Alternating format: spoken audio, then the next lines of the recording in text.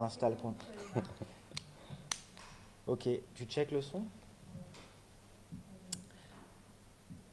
Super. Donc, on est connecté en live Facebook et on est aussi au wagon. Donc, super heureux d'être au wagon avec toi ce soir, Samir. Ravi également, merci de me recevoir. C'est un événement qui a un petit goût sympa pour nous parce que c'est le premier événement qu'on organise au wagon depuis la fin du confinement. On est très heureux que ce soit avec Samir, avec l'Olympique de Marseille. Donc on est ensemble pendant une heure pour parler data et business dans l'industrie du football. Toi, Samir, tu es data manager de l'Olympique de Marseille depuis le début de l'année 2019, si je ne me trompe pas, Oui, depuis mars 2019. Ouais. depuis mars. Et du coup, on va, comme je le disais, parler data et business dans l'industrie du football. Alors, en guise d'intro, je voulais rappeler que depuis une dizaine d'années, le volume de données et les nouvelles technologies font que la donnée dans le sport devient de plus en plus importante, de plus en plus volumineuse, et ça pose des enjeux qui sont assez intéressants, des enjeux business notamment pour les clubs. Alors, ce que je te propose, avant qu'on rentre dans le vif du sujet, c'est que tu nous dises quelques mots sur toi, que tu nous présentes un petit peu ton parcours et ce que tu faisais avant d'être data manager à l'Olympique de Marseille. Ok, avec plaisir. Euh, donc, moi, ça va faire 13 ans à peu près que je gravite autour de la data, mais dans des fonctions relativement différentes. Donc, j'ai commencé en agence de com au tout début. J'ai même fait de la CRM chez Ford, en fait, exactement la première expérience qui était en lien avec la data. Et puis, j'ai plutôt eu un parcours qui était lié aux médias et au retail à la base, qui a été les secteurs d'ailleurs qui ont le plus utilisé la data au début, puisque les marques de grande consommation, l'automobile et l'assurance étaient les secteurs qui avaient le plus de données ou en tout cas qui en avaient le plus besoin. Donc, j'ai fait mes armes dans ce secteur-là, euh, avec un parcours assez diversifié, puisque je travaillais aussi bien pour des marques que pour des groupes médias. Euh, et j'étais à Paris avant, donc je sais que ça fait bizarre quand on travaille à l'OM, mais plutôt un parcours parisien. Mon dernier poste à Paris, j'étais directeur délégué data pour le groupe Prisma. Prisma, c'est Voici, Gala, Télé Loisirs, Géo, Capital. Et justement, monter en fait un pôle qui était lié à la data et à comment on monétise en fait ces données pour répondre à des problématiques de marque. Et puis après, je suis arrivé dans le sud pour prendre la direction d'une start-up qui a pas vraiment décollé. Puis l'opportunité en fait euh, s'est présentée de travailler à l'OM pour monter en fait le pôle data. Puisque c'était un sujet que la direction voulait adresser, mais qui il n'y avait pas de compétences internes en fait pour traiter ça. Donc je suis arrivé en mars 2019 pour monter le pôle et adresser ces sujets. Super, merci pour ces mots d'intro. Alors pour ceux qui nous regardent en live Facebook, je suis connecté aussi là-dessus et du coup n'hésitez pas à poser toutes vos questions. On se fera un plaisir d'y répondre certainement à l'issue de cette première partie d'entretien.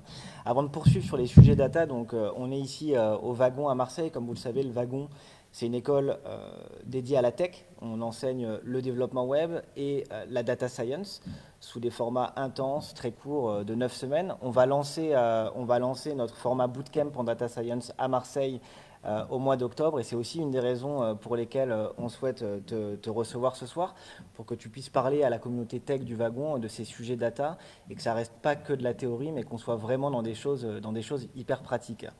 Alors, toi, tu es arrivé dans le club pour poursuivre la structuration de l'approche data. Oui. Est-ce que tu peux nous en dire plus sur ta vision des grands enjeux de la data d'une manière générale et puis à l'Olympique de Marseille plus particulièrement? Euh, pour moi, un des grands enjeux de la data, c'est avant tout d'avoir une connaissance poussée de. Alors, nous, dans notre cas, c'est des fans, mais sinon, c'est des clients de manière générale. Et ça, c'est dans un but qui est très précis. Cette vision 360, c'est pour personnaliser l'expérience. Je pense qu'un des enjeux, c'est, quand on parle justement de business, mais quand on parle de data de manière générale, c'est de structurer pourquoi on veut l'utiliser, puisque en fait, tout le monde collecte plein de données partout, mais si on ne se donne pas une roadmap et si on n'est pas capable de se dire à quoi ça va servir finalement, c'est pas très intéressant. Donc, nous, l'idée, c'est de réussir à identifier tous les touchpoints qu'on a avec un fan qui peut acheter des abonnements, il peut être sur la boutique, acheter des maillots, mais aussi être hyper engagé sur nos réseaux sociaux. Et donc, l'idée, c'est de voir vraiment quel est tout l'écosystème pour personnaliser son expérience. Et personnaliser, c'est pas juste personnaliser les canaux sur lesquels on communique avec lui, c'est être capable aujourd'hui de dire Mathieu, toi et moi, on peut être fan de l'OM, mais pas de la même manière, pas aimer les mêmes personnes, et donc pas aimer le même type de contenu. Et l'idée, c'est que on te permet d'être en rapport avec nous sur les thématiques qui t'intéressent et pas avoir des communications génériques qu'on reçoit par vague en disant mais en fait ça m'intéresse pas et c'est pas l'OM qui intéressera pas, c'est peut-être le contenu euh, parce que tu connais assez bien le club et que toi c'est plutôt que l'actualité sportive, tu vas peut-être vouloir voir d'autres choses. Aujourd'hui on a OM Session par exemple où c'est la promotion de nouveaux artistes urbains parce qu'on a aussi une emprise très urbaine notamment à Marseille. Ça va être parfois des documentaires aussi. On a aussi notre propre chaîne qui est maintenant digitalisée, qui n'existe plus en tant que chaîne télé, mais qui produit beaucoup de contenu. Donc ça peut être tout ça. Et puis évidemment, il y a un enjeu sportif. Euh, et l'enjeu sportif, c'est comment la data peut aider à améliorer les performances. Et améliorer les performances, ça va être, alors il y a ce que tout le monde connaît, ça va être des maillots connectés qui sont faits de cette donnée-là, mais ça peut être aussi, nous, nos enjeux, c'est comment on arrive à anticiper les blessures des joueurs. Si on est capable de prédire un pourcentage très fort par rapport à plein d'informations, notamment des informations médicales du joueur, si on est capable de prédire ces blessures, ben peut-être qu'il est intéressant de ne pas le faire jouer le prochain match, même si ça nous semble un joueur qui est très important. Parce qu'en fait, sur la durée, il pourra assurer tous les autres. Là où il risquerait sur le match à jouer de se blesser et d'être absent finalement sur 6 ou 7 matchs derrière, ce qui a un impact beaucoup plus grave que de manquer, entre guillemets, un match. Donc les trois enjeux sont ceux-là en fait. Ok. Ok, super. Bon, on comprend bien effectivement ces enjeux. Donc, quand tu es arrivé dans le club, tu avais cette vision des différents enjeux. Tu as dû mettre en place ou poursuivre une roadmap existante sur les différentes étapes ou les différents sujets importants aujourd'hui. Quelle est ta vision justement de cette roadmap, cette feuille de route sur la data pour l'Olympique de Marseille? Alors ce qui est important de comprendre, c'est que la roadmap, elle s'est dessinée après avoir rencontré les métiers. Donc on n'arrive pas en disant hey, salut, on est en train de monter un pôle data et voici la vérité. Ça ne marche pas dans ce sens-là, c'est plutôt l'inverse. On va voir chacun des métiers en voyant ce qui leur manque. Et c'est en faisant le tour, on va rencontrer chaque personne qu'on arrive à déterminer la stratégie.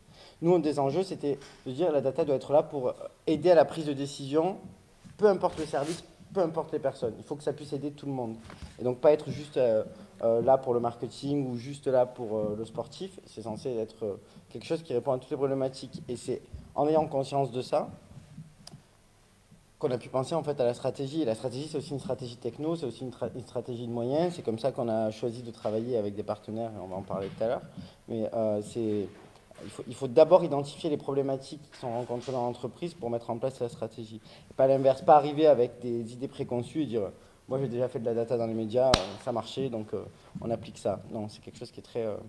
c'est du sur-mesure en fait, on fait vraiment du sur-mesure.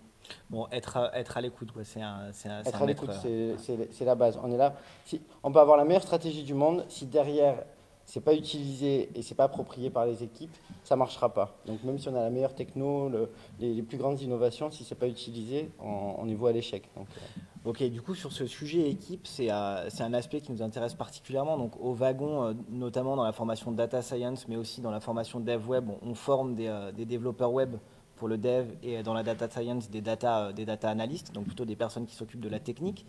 Toi, tu as plutôt ce côté du coup business, une casquette business, et tu es amené à interagir avec les équipes techniques.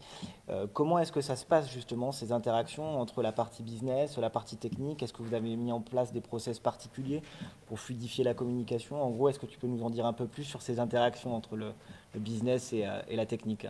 bah, elles sont faciles les interactions puisque j'ai recruté un data ingénieur et un data scientist pour nous aider. Maintenant, il y a même une autre équipe qui existe du côté sportif. Et donc, ça s'est fait dans ce sens-là. C'est-à-dire, c'est après avoir déterminé la stratégie qu'on a regardé quels étaient les postes dont on avait besoin. Et en effet, pour avoir une bonne stratégie, il nous faut et des ingénieurs et des data scientists qui sont très très complémentaires en fait. On a quelques profils sont un peu croisés et qui arrivent à faire un peu les deux, mais les affinités ne sont pas tout à fait les mêmes.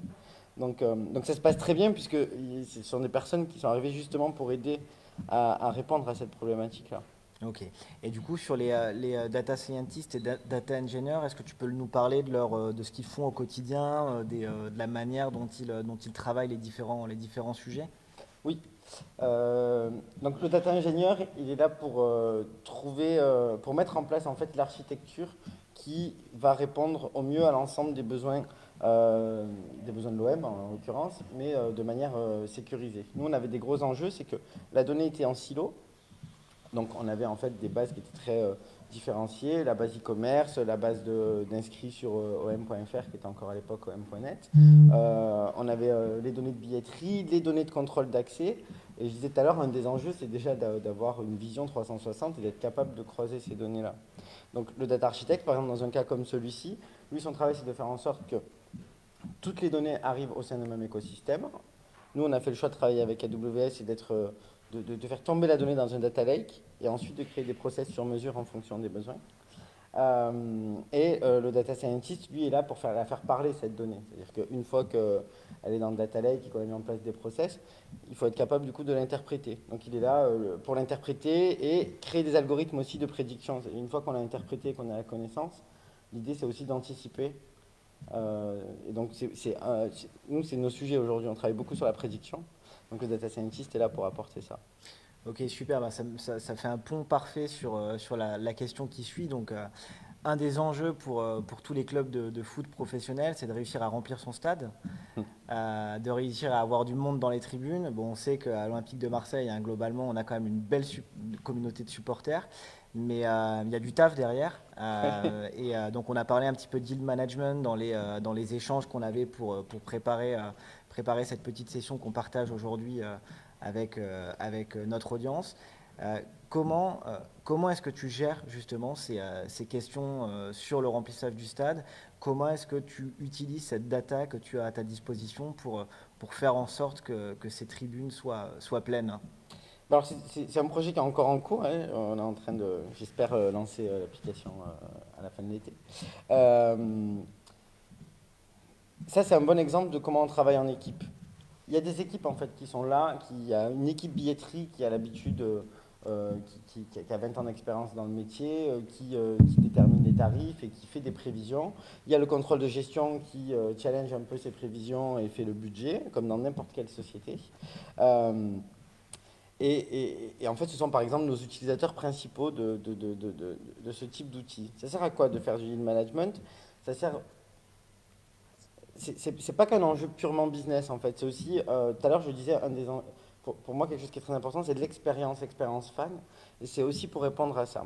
On a évidemment des affiches qui sont plus vendeuses que d'autres, hein. OM PSG vend plus que d'autres clubs dont je ne citerai pas le nom, mais parce que ça c'est des questions basiques que n'importe quel fan de foot connaît, il y a une attraction de l'affiche, il y a des matchs qui sont plus challengeants et qui vont forcément drainer un petit peu plus de monde au stade. Cependant, c'est pas un élément c'est pas le seul élément qui permet de dire je sais combien à combien je vais remplir le stade. C'est un mix de plein d'autres paramètres. On sait que le calendrier a une importance. Un match le vendredi soir, un match le samedi en milieu d'après-midi ou un match le dimanche soir n'ont pas les mêmes remplissages. Vous qui êtes en face, vous êtes des Marseillais, vous savez que la circulation à Marseille est un sujet. Là, on a en plus un stade qui est dans le centre-ville. Donc ça a un impact pour nous. Donc c'est le genre de choses qu'on va mettre dans les algorithmes. Le data scientist, son travail, ça va être ça. Il va aller chercher des informations qu'on va connecter en API, qu'on va faire, et qu'on va faire retomber chez nous pour avoir ça. Il y a tous les paramètres aussi qui sont liés aux performances de l'équipe. On a beau dire en début d'année, telle affiche va remplir, il suffit que on ait une saison très bonne comme on a eu la saison dernière où en fait on enchaîne les victoires, même des affiches moins attractives vont drainer du monde. Inversement, une saison qui est plus compliquée, peu importe l'affiche, les gens vont être un petit peu plus réticents à venir. Donc ça c'est un impact, donc on regarde la composition des équipes, où est-ce qu'on en est, quels sont les résultats. C'est un modèle qui est celui-ci en temps réel. Donc c'est un mix entre la prédiction qui est faite en début de saison et le temps réel qui vient s'enrichir. Et puis après, il y a aussi d'autres facteurs, mais qui sont plus liés cette fois à ce qu'on appelle le show ou no show. C'est est-ce que les gens vont venir? ça fait très cliché, mais à Marseille, la météo a un impact. Alors, un impact un peu plus fort sur les abonnés. La personne qui a payé son abonnement, s'il ne fait pas beau et que ce n'est pas un match avec un gros enjeu, peut se dire, bon, ben, je ne vais pas me déplacer.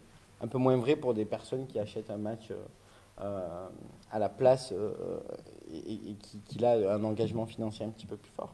Et donc, ben, c'est tout ça en fait qu'on essaie de voir pour avoir la vision la plus juste de quel est le budget à mettre en face. Et donc, quand on dit budget, c'est derrière, c'est aussi une stratégie de moyens.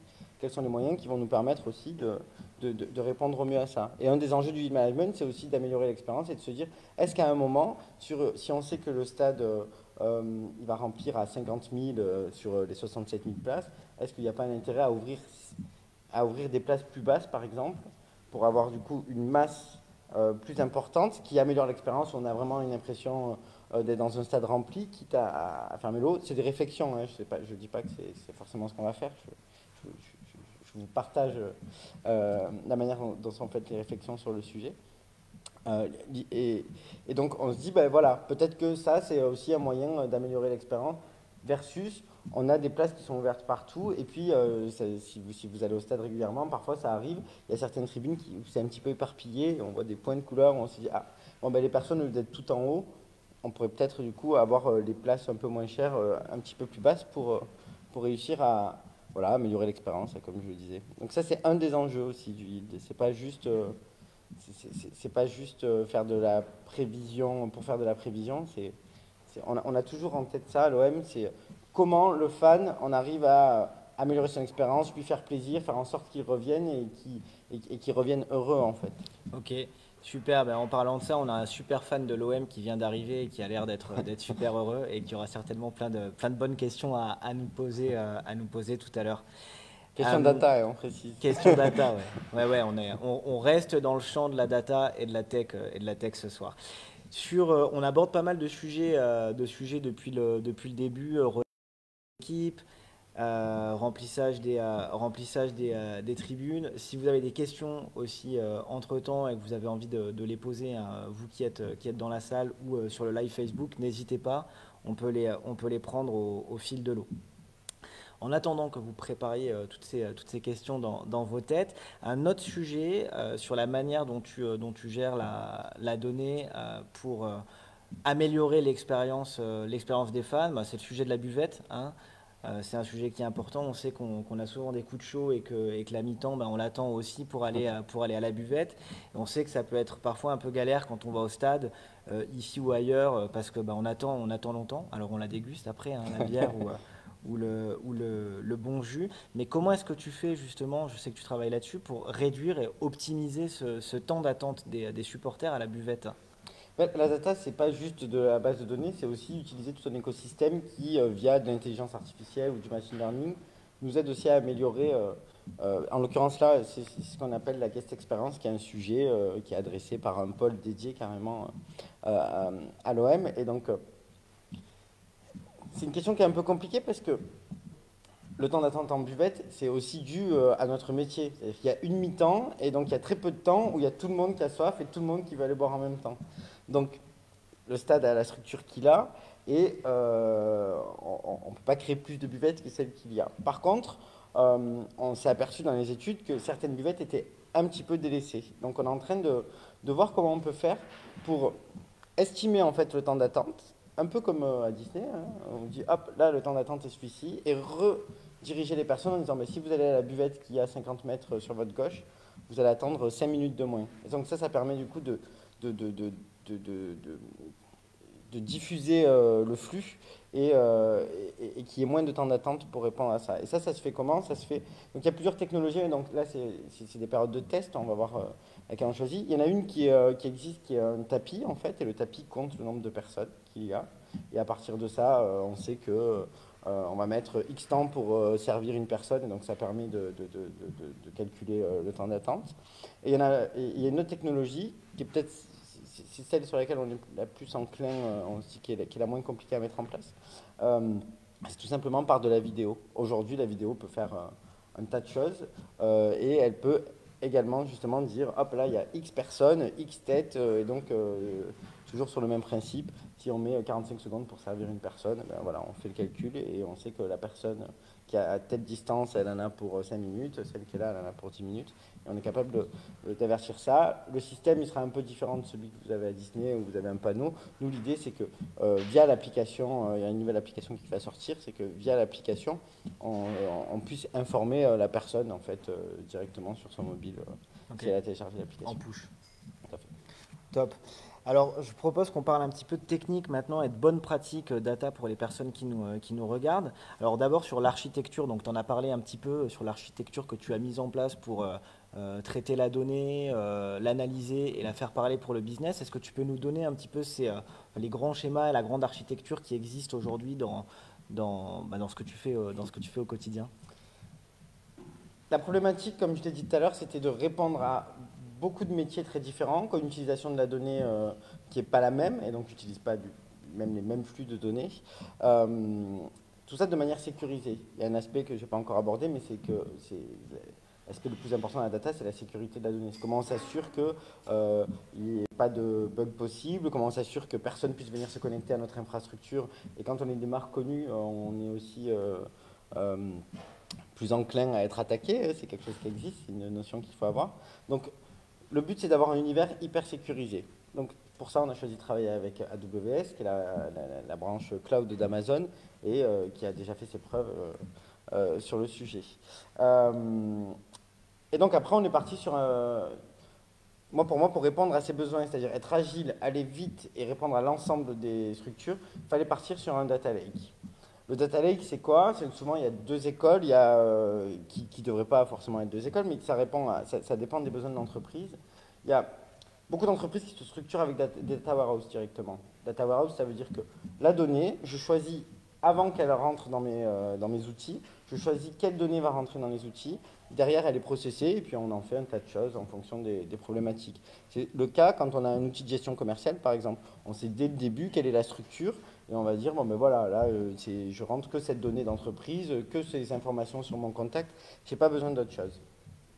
Le data lake, c'est différent. On prend toute la donnée brute et en fait, on choisit de la traiter après. Ce qui veut dire qu'après un data lake, on peut mettre un data warehouse, par exemple. Et là, comme on avait très peu de temps pour... alors, on avait très peu de temps. Je me suis mis le challenge de faire des choses en peu de temps. On peut aussi le formuler comme ça. Pour moi, le data lake était la meilleure solution. Il répondait ça permettait d'avoir toute la donnée, d'ensuite décider de comment on allait la traiter. Et donc, ça permettait d'aller plus vite sur les connecteurs avec les partenaires en se disant, j'ai pas besoin de réfléchir tout de suite aux informations que je vais devoir trier. Et ça permettait aussi une réversibilité. Dans mon parcours, on en a parlé tout à l'heure rapidement, j'ai fait beaucoup de data, mais beaucoup de data qui étaient du côté métier en fait, et un peu moins que côté technique que j'ai aujourd'hui. Et une de mes grandes frustrations, c'était d'avoir une équipe technique où on demande en fait quelque chose qui nous paraît relativement évident parce qu'on se dit ben, aujourd'hui la tendance c'est d'utiliser ce type de données et essayer d'aller plus loin. Et puis une équipe de dev qui a tout fait en interne et qui dit bah, je suis désolé, c'était pas prévu dans le cahier des charges initial. Et ce que tu veux, en fait, on ne peut pas le retrouver parce que de toute façon, la donnée, elle a été filtrée avant et on n'est pas capable d'aller faire le schéma à l'envers. Je voulais à tout prix éviter ça. L'idée, c'était de ne pas avoir de dette technique. Et en se disant, on ne peut pas avoir la prétention aujourd'hui de savoir quels seront les besoins dans 2 ans. En plus, quand on est dans une création de pôle où, en fait, on évangélise toute l'entreprise sur les pratiques data, sur son utilisation. Et donc, plus on va leur livrer des choses qui vont les intéresser, ça peut être tout simplement un dashboard qui leur permet de voir des informations qu'ils n'avaient pas avant, plus ils vont avoir des besoins qui sont exigeants. Et ces besoins exigeants, c'est compliqué parce qu'ils évoluent avec le temps. Et donc voilà, le data lake était pour nous, je dis bien pour nous parce que après ça on le confirme quand on recrute un data architecte, son travail c'est de s'assurer que ce qui a été pensé est réalisable et de mettre en place les bonnes pratiques. Donc avec data architecte, on a travaillé là-dessus en disant bon ben voilà, la donnée on la stocke de telle manière et puis ensuite en fonction des besoins, on va pouvoir la traiter. Donc le premier flux qu'on a fait, c'était tout ce qui était marketing automation. On a complètement changé les outils, on a complètement changé l'approche. Et donc, on passait plus par une interface client du type Salesforce, Dynamics ou sur cette partie-là, ben là, non, on est connecté directement à notre outil de marketing automation et on envoie les flux qu'on a triés qu'après. Et donc, quand on voit que le marketing a un nouveau besoin, on peut aller chercher la donnée sans avoir la frustration de se dire ah ouais, on ne l'avait pas anticipé, personne ne nous l'avait demandé et puis pas être bloqué. Donc l'architecture elle est faite comme ça, elle est basée sur un data lake et ensuite c'est plein de schémas qui permettent de répondre à des besoins très spécifiques et avec des droits d'accès très limités. Tout le monde ne voit pas tout et c'est très important. Et même nous au sein du pôle data, on a des règles de sécurité et des données qu'on ne voit pas et parce qu'on estime que c'est des données qu'on n'a pas besoin de voir de manière claire. Ok, super. Je pense que ça répond de manière assez exhaustive à la question de Samy qui nous suit sur le live Facebook et qui nous demandait est-ce qu'on peut connaître votre stack, Data Lake, ETL, Data Viz, ML. Vous êtes sur une infra cloud ou Non, on est on-premise? 100% en cloud, 100% sur AWS, qui est un partenaire qui nous accompagne sur beaucoup de sujets. Et après, on a la chance d'être accompagné par des experts directement de chez eux.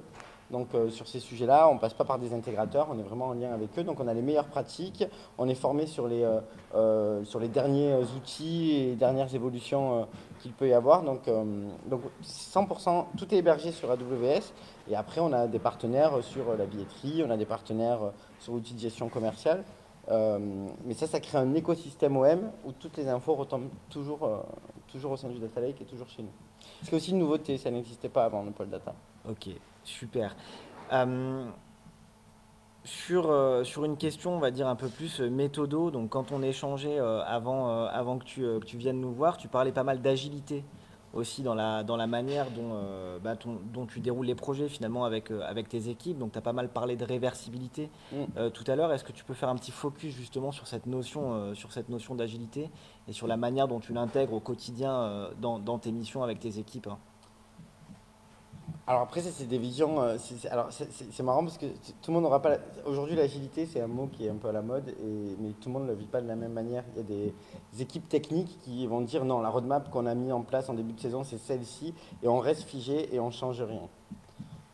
Moi, je mets en place une vision, on va dire, qui est du coup l'ambition pour la saison. Euh, mais derrière cette ambition, on est là pour répondre au métier. Et donc, si à un moment, il y a une urgence, un sujet qui pop, mais qui du coup mérite de passer devant un autre, ben, il faut être capable de le faire et de ne pas être figé. Il faut être capable de se dire, ben, moi, c'est pas grave, ça ne compromet pas forcément la suite. Encore une fois, c'est aussi un des avantages quand on travaille sur des architectures cloud avec des outils plus ou moins managés, donc qui nécessitent quand même du travail chez nous, mais c'est qu'on n'est pas sur une infrastructure on-premise où on a tout développé nous-mêmes, où on doit tout, où en fait c'est très compliqué de changer. Là, bon, bah, au final, on fait quand même nos livrables, mais on peut se dire, bon, bah, dans la roadmap, ce qui était prévu, je sais pas moi, semaine 12. En fait, ça peut glisser parce que là, on a un livrable qui a déjà avancé le projet et glisser un autre projet. On est sur des équipes réduites, donc de toute façon, on est obligé un peu de travailler comme ça. Donc oui, l'agilité, elle est dans ce sens-là. Donc, c'est-à-dire, on a une roadmap, mais on ne s'empêche pas voilà, d'avoir des sujets qui pop. Et elle est aussi dans le sens où on ne travaille pas sur un sujet. On a des sprints, mais en fait, nos sprints, il y a en général deux, trois sujets qui se parallélisent. Et donc, on essaie de répondre à un maximum. À un maximum de besoins et pas juste d'être focalisés tous sur le même sujet. Aujourd'hui, on a des compétences qui sont très complémentaires et donc on s'aperçoit qu'on on arrive à fonctionner de cette manière-là. Donc on a en général ouais, 3-4 sujets par run avec chacun qui a des délais. Et les équipes, on s'aperçoit aussi que enfin, moi j'ai l'impression qu'en plus ça les anime, puisqu'ils il y a toujours un sujet qui est un peu plus compliqué à mettre en production, un sujet qui est un peu frustrant. Le fait d'en avoir plusieurs permet aussi de se dire, bon, bah là, ce sujet, je suis en train de bloquer, il est en train de m'énerver un petit peu. On est à Marseille, on a tous un peu le sang chaud. Donc là, l'idée, c'est voilà, de aussi se faire plaisir sur d'autres sujets qui sont peut-être un peu moins complexes, mais qui vont apporter au métier de l'entreprise un vrai gain de temps derrière. Ok. Et vous êtes combien du coup à travailler dans l'équipe data sur ces sujets? Très peu. Donc là, dans le pôle data sur le business, on est juste trois. Ok. Et il y a une autre équipe qui est dédiée 100% sur le sportif depuis janvier, et ils sont trois aussi Ok. également. Et parce que justement, en plus, c'est des gros chantiers, et là, pour le coup, le sportif, là, nécessite d'avoir des ressources des ressources dédiées, mais eux c'est pareil, ils ne travaillent pas sur un sujet. Le sportif c'est plein de sujets et donc ils se répartissent aussi les tâches pour faire avancer au maximum de nombreux sujets. C'est le sujet sur lequel je rentrerai le moins Ok, dans le détail aujourd'hui. super. Du coup, je te propose donc dans cette perspective un peu où parfois tu te positionnes comme recruteur aussi quand tu vas venir staffer des équipes. Il y a un aspect qui nous intéresse vachement au wagon et pour la communauté du wagon, c'est ce côté compétences. Quelles sont les compétences que tu vas rechercher chez les personnes que tu recrutes? En précisant, donc, comme je le disais au début, la formation du wagon, c'est une formation assez courte, de 9 semaines en data science, sur laquelle on va vraiment donner des compétences tech qui permettent d'être opérationnel en entrée de poste sur des sujets data. Donc c'est de la formation par la compétence. Toi, quels éléments tu vas regarder en entrée de poste pour t'assurer d'avoir une bonne recrue dans ton équipe? Et quels sont les conseils que tu peux donner du coup à des personnes qui voudraient se lancer dans la data pour rejoindre une équipe data? Alors on va regarder quand même des compétences techniques, parce que on est obligé, il faut aller vite. Et nous, dans les compétences techniques, ben, ça va dépendre un peu du poste. Data scientist, on va vouloir quand même qu'il maîtrise Python, R, et idéalement qu'il ait travaillé sur des outils de data visualisation. Parce que nous, on n'a pas des postes dédiés à ça, donc on aime bien qu'il y ait cette possibilité-là. Nous, on utilise Power BI, mais ça peut être d'autres outils. Mais l'idée, c'est un peu ça, c'est que la personne soit capable de traduire la donnée de la manière la plus sexy possible, si je peux me permettre le terme, même si on parle de data. Mais il faut que les métiers, ça leur donne envie d'utiliser. Et c'est vrai que souvent, les data scientists, et c'est sur les premiers recrutements d'ailleurs, je leur demandais de me montrer un peu leur visualisation. C'est des trucs très techniques, pas très beaux. Ils disaient, mais si, la donnée parle. La donnée, elle parle, mais on met ça à un commercial, il ne regarde même pas. Donc, donc ça, c'est un des enjeux. Et ensuite, euh, alors c'est marrant parce que je pense que pas être le seul à partager ça à l'OM. On va préférer quelqu'un qui a un parcours un petit peu atypique et qui a fait le choix de se diriger vers la data. Et c'est pour ça que je suis là aujourd'hui aussi. C'est parce que la démarche du wagon colle plutôt bien avec la manière dont on travaille. C'est quelqu'un qui a une autre expérience, qui décide d'aller là-dessus, va forcément avoir une vision un petit peu différente et va forcément peut-être mieux comprendre aussi qu'on est là pour répondre à des besoins métiers, qu'on n'est pas là juste pour se faire plaisir à créer des algorithmes. Ces algorithmes, il y a une fin derrière et il faut savoir à quoi ils servent. Sur l'aspect technique, c'est pareil. Du coup, on va préférer quelqu'un qui a des compétences techniques pures et qui maîtrise, je sais pas moi, du Java par exemple, ou qui a déjà travaillé avec des ETL, ou qui a déjà travaillé sur du SQL ou du NoSQL. Mais on n'attend pas que ce soit un expert AWS. Aujourd'hui, on a l'avantage de pouvoir nous former les personnes sur la plateforme et on a l'avantage d'en plus être accompagné par notre partenaire pour faire monter les personnes en compétences. Donc on va plutôt regarder un potentiel, si je devais résumer, on va plutôt regarder un potentiel de progression euh, très important que quelqu'un qui arrive déjà avec un bagage 100% établi. Ok. Et la personnalité est quelque chose de très important aussi. On fait très attention dans nos recrutements, mais ça c'est pareil partout à l'OM. On regarde les affinités avec l'ensemble de l'équipe. Donc moi en général, par exemple, dans les process de recrutement, le finaliste rencontre le data architect, par exemple, parce qu'ils sont obligés de travailler quand c'est un data scientist et vice-versa. Parce que c'est des personnes qui sont obligées de travailler ensemble et que je pense que c'est important. Et moi je sais que c'est quelque chose que j'aime. J'ai eu la chance de pouvoir le faire en arrivant à l'OM, en plus de rencontrer ce qui était à l'époque mes futurs collègues. Et je trouve que c'est quand même quelque chose aussi qui permet de prendre une décision, parce que on a beau être l'OM, ça ne veut pas dire que la personne se sentira bien selon sa personnalité. Je pense que oui, parce qu'on est une boîte qui est plutôt sympa. Mais, euh, mais voilà, tout ça est pris en compte. Ok, merci pour ces conseils et ces tips. Je vous propose qu'on passe maintenant aux questions, si vous en avez. J'en ai déjà une qui est arrivée sur le live Facebook. Alors, on n'est pas obligé de répondre à toutes les questions. On sait qu'il y a des sujets qui sont un peu Tu es en train de me touchy préparer. dans le foot.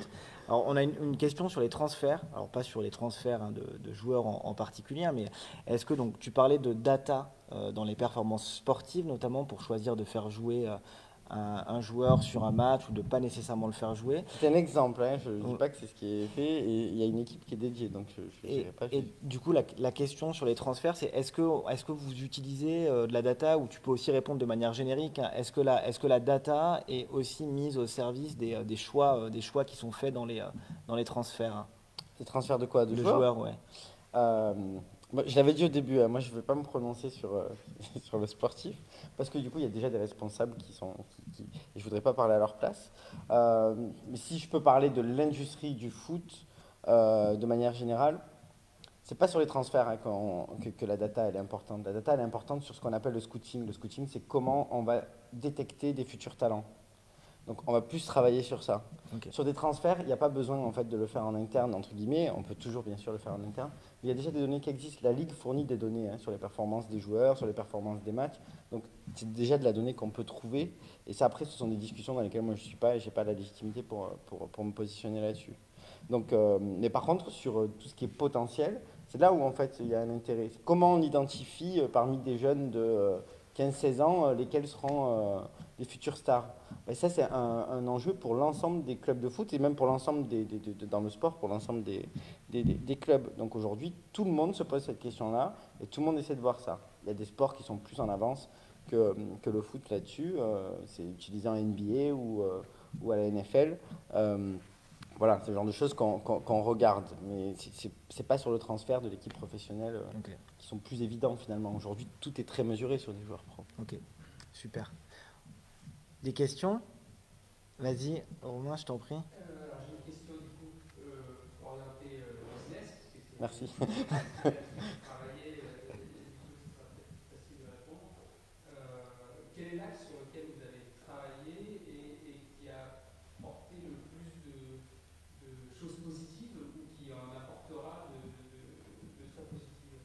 Alors, Samir, si tu permets, je vais répéter la question pour que tout le monde puisse entendre, notamment sur le live, puisque le micro est devant. Donc, quel est le sujet sur lequel tu as le travaillé et qui a apporté le plus de choses positives ou qui potentiellement, en vision, en apportera le plus sur le moyen ou sur le long terme? Un qui a déjà porté ses fruits, c'est par exemple tout le sujet de comment on revoit la segmentation et le marketing automation. Tout à l'heure, on a parlé de créer une vision 360. Derrière la vision 360, c'est aussi comment on arrive à segmenter pour avoir une communication personnalisée.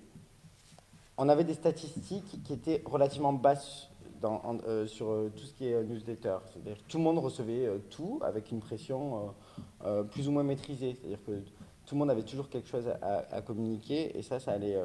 Et les équipes disaient oui et shootaient. Donc ça, c'est quelque chose qu'on a modifié.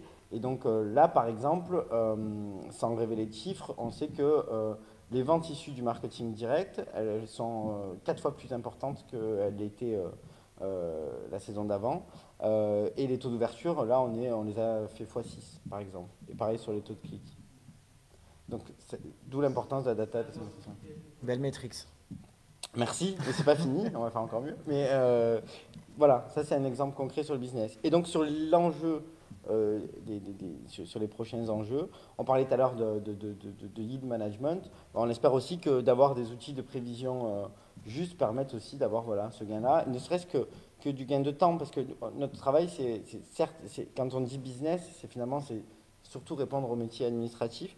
Donc le gain, c'est pas la course à l'argent, c'est aussi la course à comment on fait gagner du temps à tout le monde. Il y avait des tâches qui parfois mettaient une semaine parce que ça nécessitait beaucoup de travail de la donnée, parfois juste même via du Excel.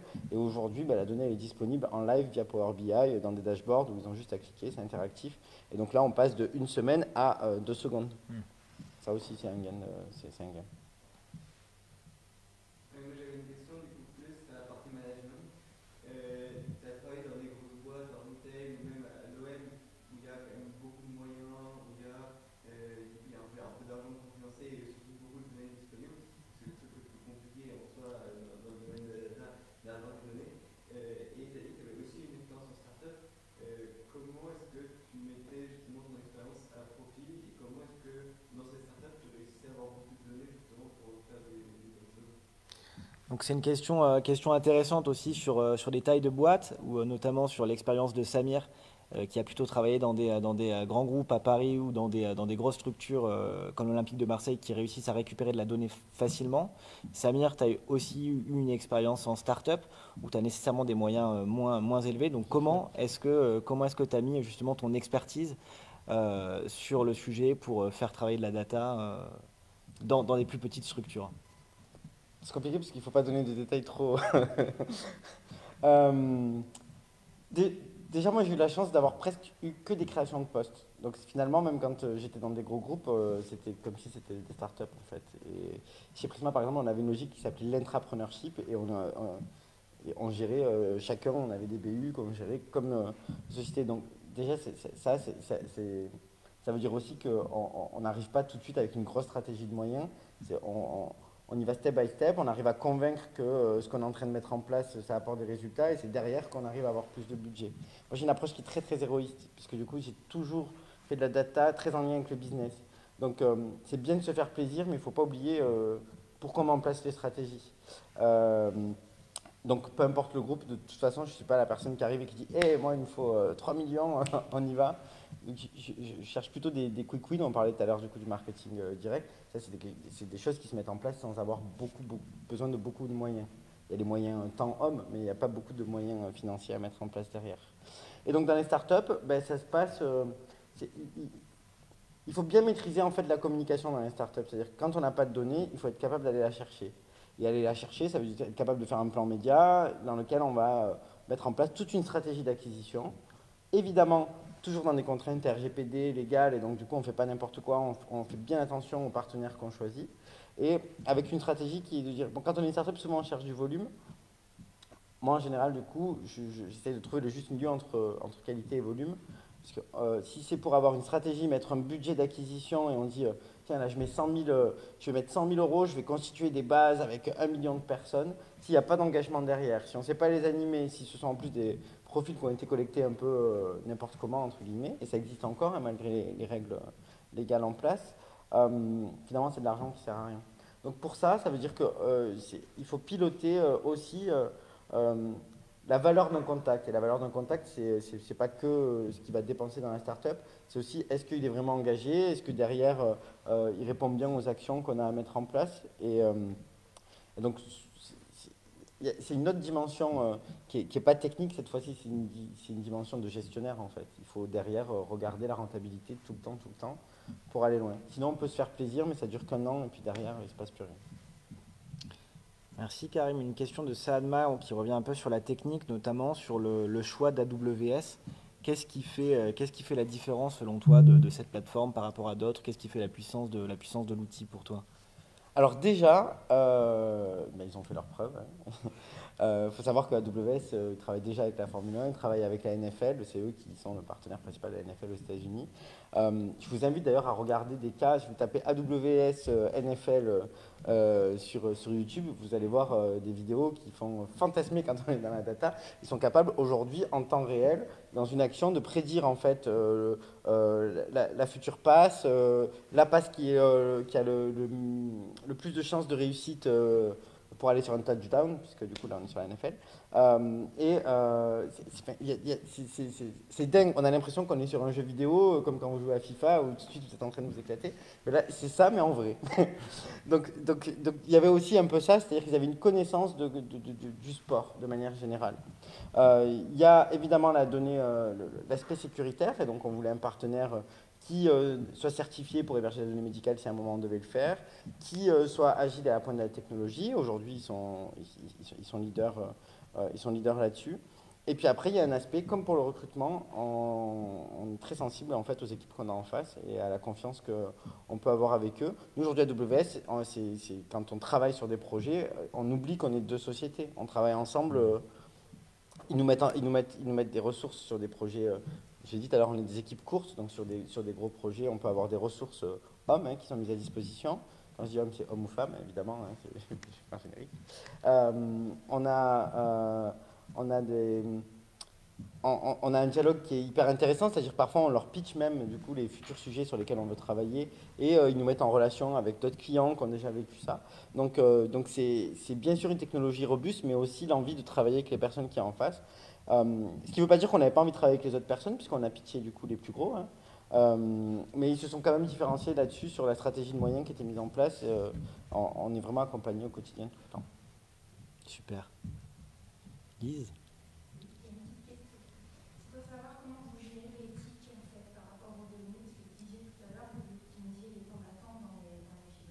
Non, c'est un projet, on ne le fait pas encore.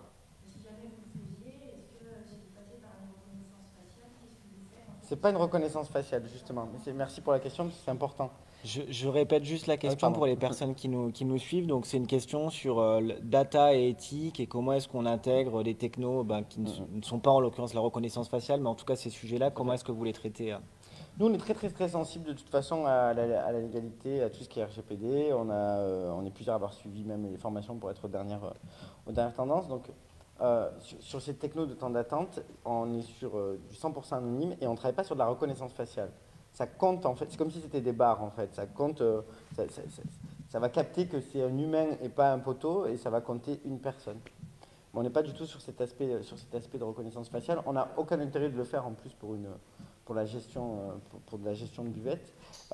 Et on est tellement sensible à ça qu'on ne le fait même pas pour la gestion sécurité, alors que ça pourrait être un sujet, mais ce n'est pas la manière dont c'est fait. Une question? Tu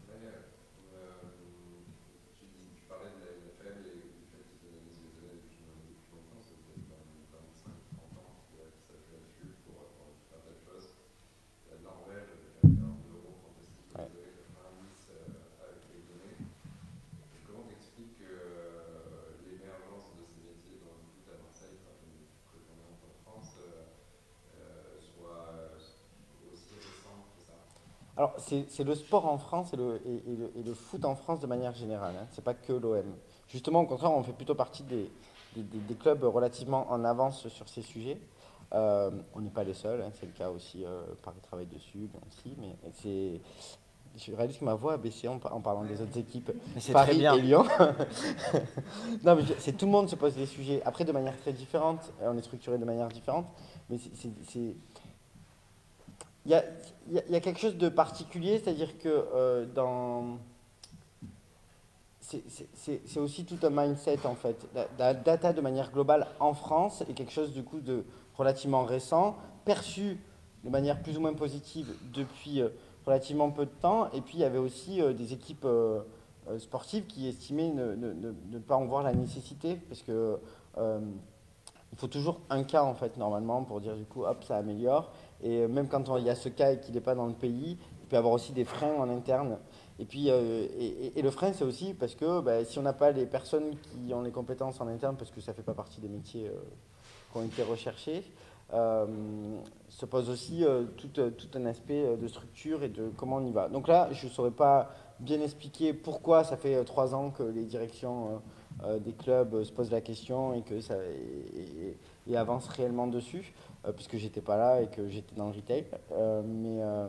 Mais ce qui est sûr, c'est que c'est pas, c'est un mindset global. Et aujourd'hui, maintenant, c'est nous les clubs, mais c'est aussi la ligue, c'est tout le monde qui dans l'industrie qui se dit, il y a des choses à faire.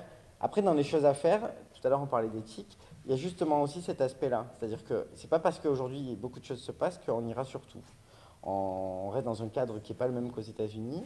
On reste sur des informations qu'on n'a pas envie d'exploiter, mais aussi parce que, et là je vais me faire l'avocat du diable contre ma fonction, mais la data c'est un outil d'aide à la décision, mais on ne veut pas qu'elle prenne les décisions à la place. Et ça c'est important. C'est-à-dire qu'il y aura toujours le ressenti, il y aura toujours l'expérience d'un coach qui aura son importance. Et ça peut jouer sur rien.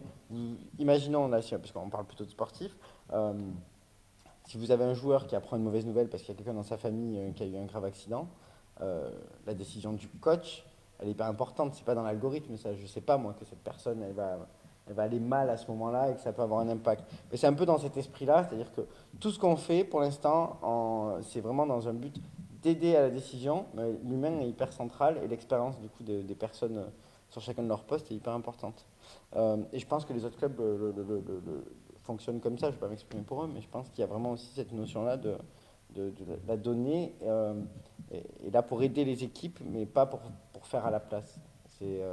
Et les exemples qui ont été cités, quand on parle de la NFL ou quand on parle de la Suède, il y a eu aussi le choix de suivre ou de ne pas suivre, et ça ne veut pas dire que 100% des compositions d'équipe ont été faites basées sur la data. Ça aide juste, ça donne juste un support supplémentaire. Je vous propose qu'on prenne une dernière question, que je prendrai sur le live du coup. Une question donc sur le wagon de Karim qui demandait si vous aviez déjà eu l'occasion de collaborer avec des alumni du wagon de manière générale. Ah, dans ma vie? Non.